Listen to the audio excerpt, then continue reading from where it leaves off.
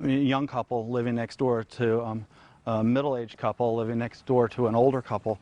You just have this, and having the porch and the sidewalk, that public realm as a place for them to meet, has created new relationships.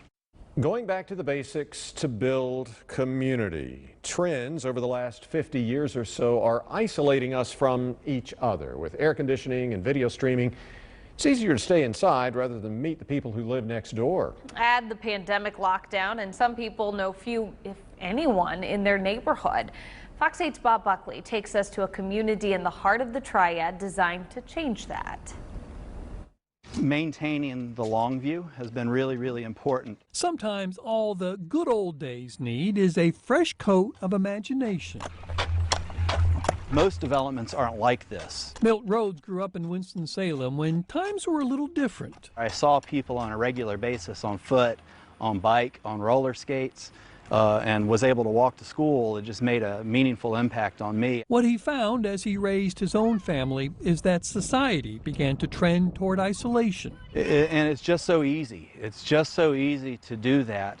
Whether you get in your car in the morning and you drive to work and you turn on your radio and you don't see another soul until you get to work. And then you get back home, you go right in your garage and you don't see another soul. As a developer, Milt thought he could do something about that. In the best of ways, it looks like a throwback. And look, I'm an old house lover, but I also love closets and working plumbing.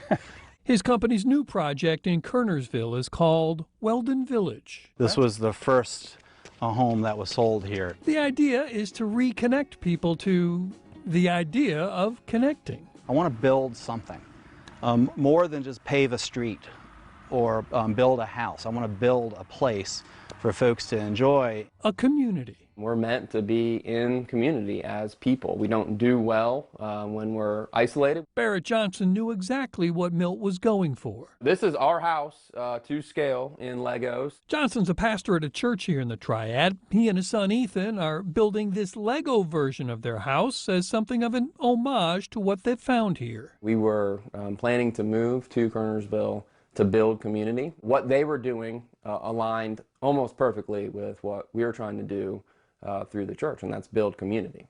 So from everyone has a front porch, and you drive by, walk through, ride your bike through, and more times than not, you're going to see people out on the front porch. On every single home? Every single home is a usable front porch. I say usable because there are lots of homes that have front porches that are just too shallow to put furniture on. Because when you sit long, talk much, and laugh often, how you doing? Community grows organically. Good.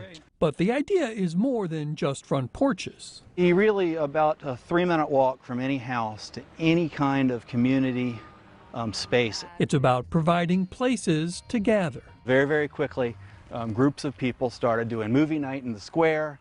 Food trucks would come out and they'd have food truck night out here, and none of that was really pre-programmed.